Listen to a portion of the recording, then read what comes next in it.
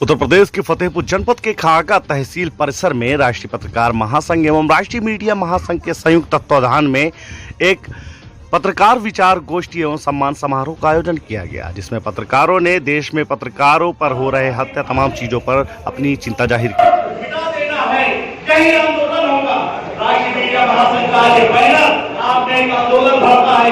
1857 की कहानी शायद आप सभी ने पढ़ी है, लेकिन आज 2022 की कहानी भी हमें आपको पूरी करनी पड़ेगी। तो पत्रकार समाज, चाहे हम जनमानस का समाज या किसी भी दबे कुचले मजलूम जो भी है, उनकी आवाज हम उठाएंगे।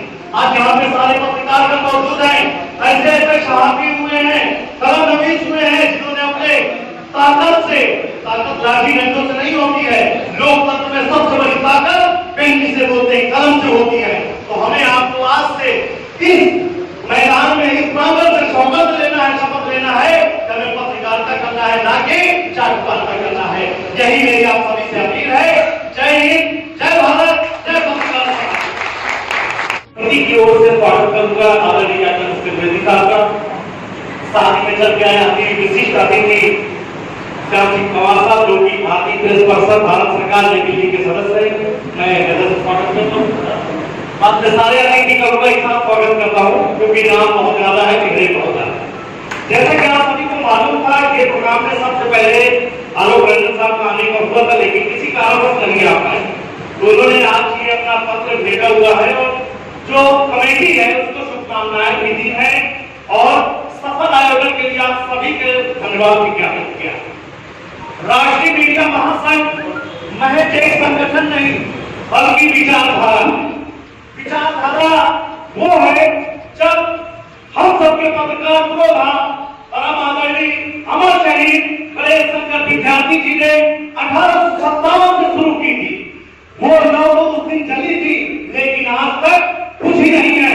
मैं आप सभी को एक बार फिर से आश्वासित करता हूँ कि राष्ट्रीय मीडिया महासंघ, राष्ट्रीय पत्रकार महासंघ या देश में जितने भी चल रहे पत्रकार संगठन, हम उनका सहयोग करते हैं।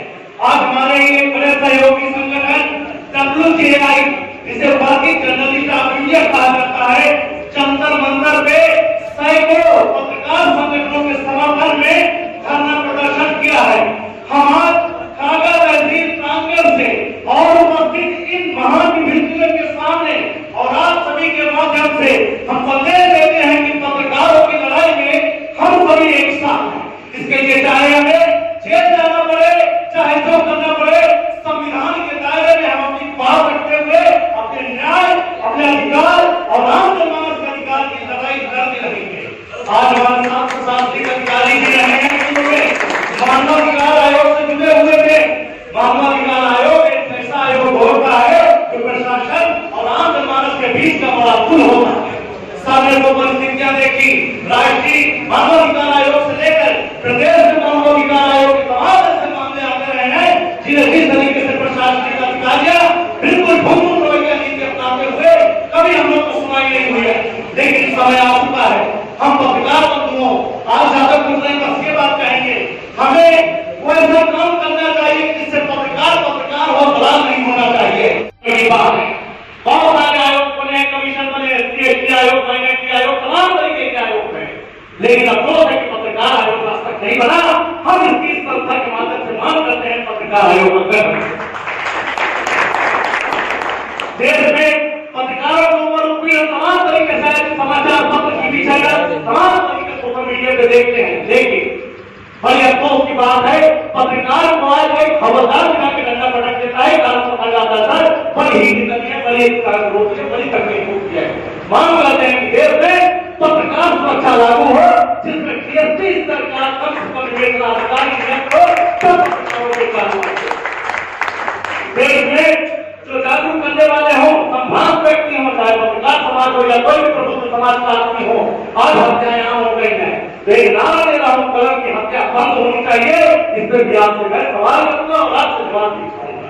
मेरी बात का गुना मंत्री करूंगा, ये स्वागत बर्दाश्त नहीं होती है।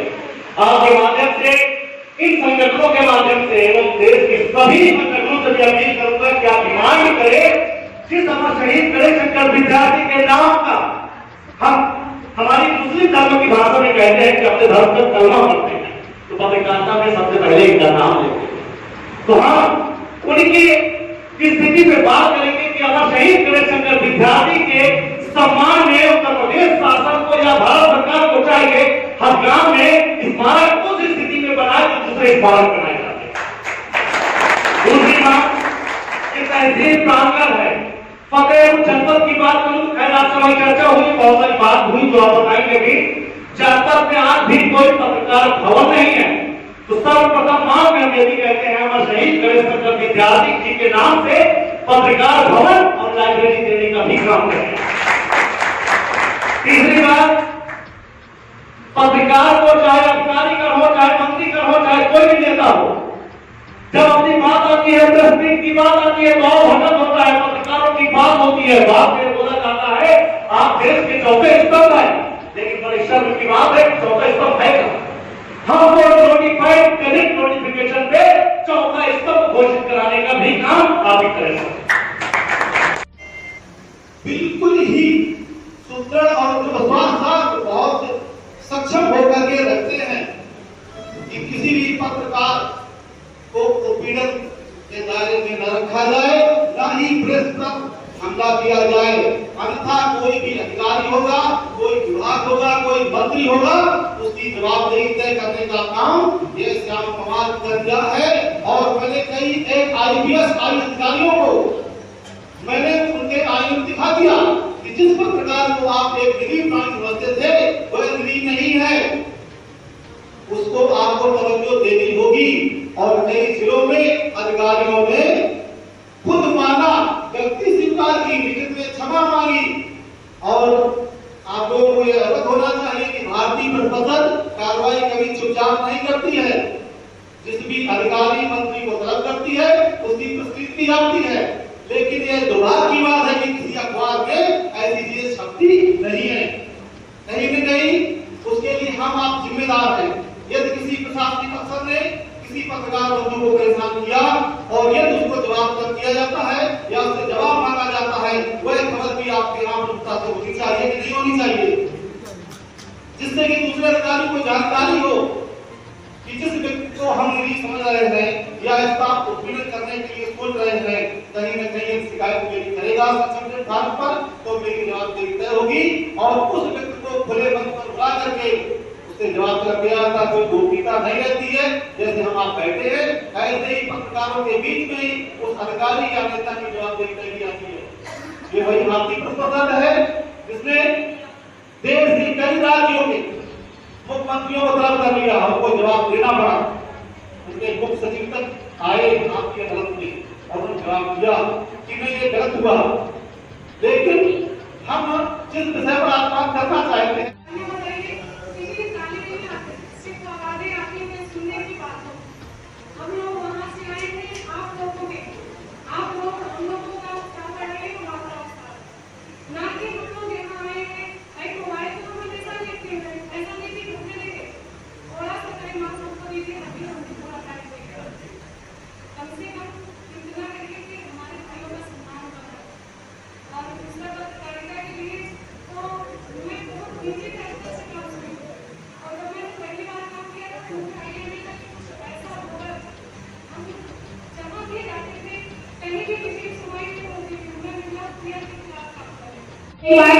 अगर कोई डीएमएसपी करता है कोई नहीं सुनता है, हम तो कहते हैं कैसे नहीं सुनेगा हमारी बातों को।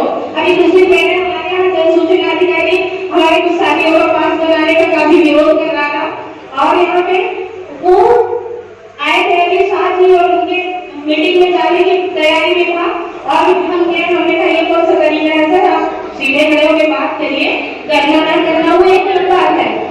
फिर उन्होंने कहा मैडम हम नहीं करेंगे, हमें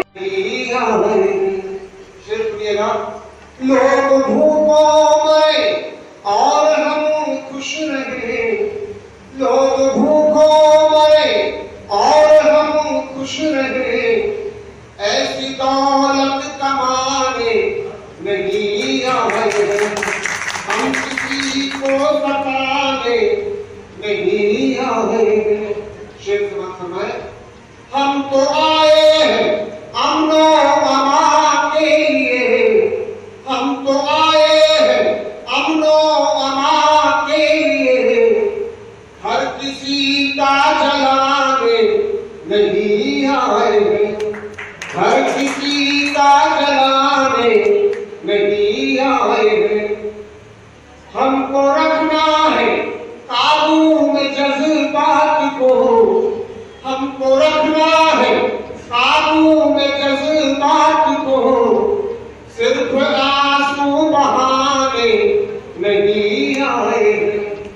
सिर्फ आंसू बहाने नहीं आए हैं। और आखिरी शेर तमाम के लिखने वालों पढ़ने वालों के नाम।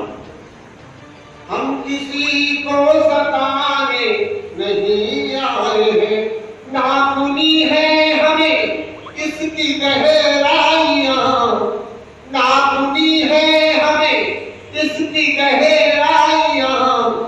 हम नदी में नहाने नहीं आए हैं, हम तो आए हैं अमनो अमान के लिए, हर किसी का जलाने नहीं आए।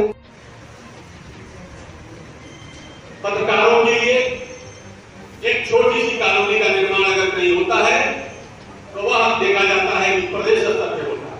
क्या जिले स्तर पे कोई ऐसी चीज होती है? नहीं होती, उसकी मांग नहीं होती है। जब आप मांगोगे नहीं तो घर में भोजन नहीं मिलता है तो सरकार क्या देगी? मांगने की आदत डालनी पड़ेगी और उस पर दबाव भी बनाना पड़ेगा। लगातार लिखते रहिए, आप लोग पढ़ते रहिए और सदा समाज को जागृत कीजिए।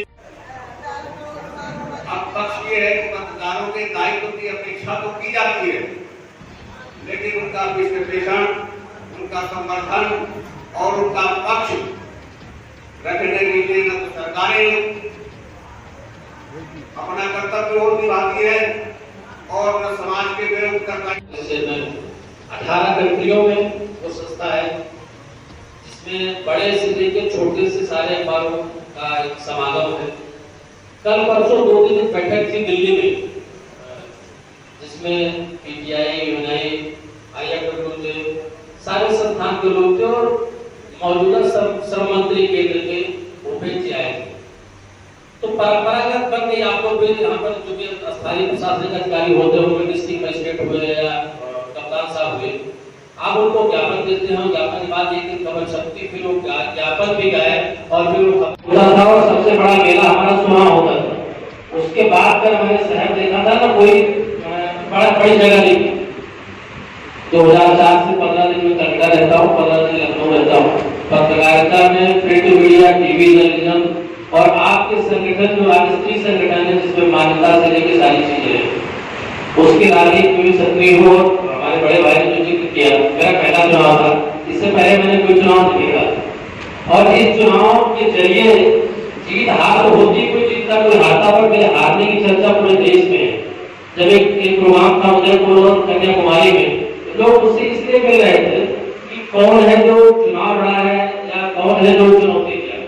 ये बातें मैं इसलिए शेयर कर रहा हूँ कि आप सब जितने भी लोग, हमारे भी गांव में लाइट 2003 में है, सड़क 2005 में, तो कुछ भी असंभव नहीं है। कहीं भी जाना, कहीं किसी को पहुंचना, ये साधन है, एक माध्यम है।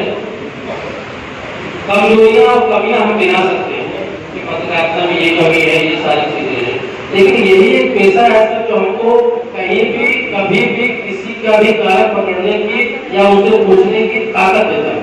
मैं आजीवन एहसासमंद रहूंगा, मुझे कोई नौकरी नहीं मिली, कोई वक्त नहीं पड़ता हूँ पास से, मैं पत्रकार हूँ, मुझे गर्व है। और आप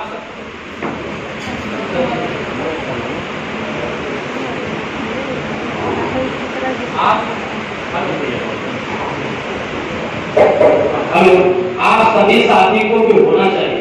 अगर आईने के सामने आपको पत्रकार होने पर गर्व नहीं होता है तो दूसरा रास्ता चुन लीजिए, बेहतर होगा। दुश्वारियां हैं, पैसा कमाने तो मुझे लगता है कि मैं अपने मुझसे ज्यादा बात करूं, जो हमारे वरिष्ठ बैठे हैं, इनको पता था कि अगर पैसा कमाना होगा तो ये पत्रकारिता में नहीं आते। इनको लगा कि कुछ अलग हटके करना है तो वो संकट रहेगा, उससे बाहर तो नहीं जा सकते। लेकिन जो दैनिक बहुत सी चीजें हैं हमारे परिवार में, आपका रोल, आपका योगदान, आपकी निष्पक्षता, आपकी पारदर्शिता समाज के लिए एक लेसन है और अभी से नहीं है। अगर आप भारतवर्ष में स्वतंत्रता आंदोलन में पत्रकारों की भूमिका देखेंगे तो चाहे राजा राम मोहन राय रहे हो, चाहे बालकृष्ण भट्ट रहे हो, चाहे हमारे आदरणीय गणेश शंकर विद्यार्थी जी रहे हो। गणेश शंकर विद्यार्थी जी का जो क्रेडिट है हिंदुस्तान रिपब्लिकन रिवॉल्यूशनरी पार्टी जो चलती थी जिसमें चंद्रशेखर आजाद, भगत सिंह और ये टीम थी, इनकी मीटिंग रात में इनके ऑफिस में हुआ करती थी। ये रिकॉर्ड है, ये दमदारी थी उनमें, ये पत्रकारिता में दम था। चिंगारी होती है साहब, चिंगारी लगा दे तो जंगल के जंगल जल जाते हैं। आपने देखा पूरे भारतवर्ष ने महसूस किया होगा जिस समय करगिल का युद्ध चल रहा था, एक महिला पत्रकार बरकदर उस स्थान पर खड़ी थी जहां पर ग्रेनेड फटा, वो बच गई। अभी अगर आप करंट देखेंगे, यूक्रेन में लड़ाई चल रही है रूस से, आज तक की पूरी टीम वहां बैठी हुई है और श्वेता सिंह दिखा रही है कि देखिए ये बम्बार्डमेंट हमारे बगल में हो रहा है। ये डेयर डेविल हमारे पत्रकार होते हैं, हमारे बंधुओं के साथ। समाज को चाहिए कि इनके लिए सहानुभूति रखें, इनके लिए थोड़ा सहयोग। ये अवश्य है कि हम रास्ते से थोड़ा भटके, हमें कहने में कोई, और केवल पत्रकार नहीं भटके, हम सब लोग भटके, पूरा समाज भटक गया है, जिसमें भी कोई निराश नहीं। आवश्यकता इस बात की है कि हम अपने धैर्य को, अपने मनोबल को सहेज के रखें और जो कार्य हमसे अपेक्षित है, जो कार्य हमको दिया गया है, जो दायित्व हमारा है, हम उसी पर कार्य करें। एक दिन हम सफलता के सोपान चढ़ेंगे, ये देखेंगे। और मैं इन यंत्र पत्रकारों को बता के जा रहा हूँ कि आपने जो ये कार्य किया है ये प्रशंसनीय है और आज नहीं, आज के 10, 15, 20 साल के बाद इसका परिणाम, इसका नतीजा आपको मिलेगा। शायरी में कहा गया है कि मिटा दे अपनी हस्ती को अगर कुछ मर्तबा चाहे कि दाना खाक में मिलकर तुम्हें गुलजार होता है।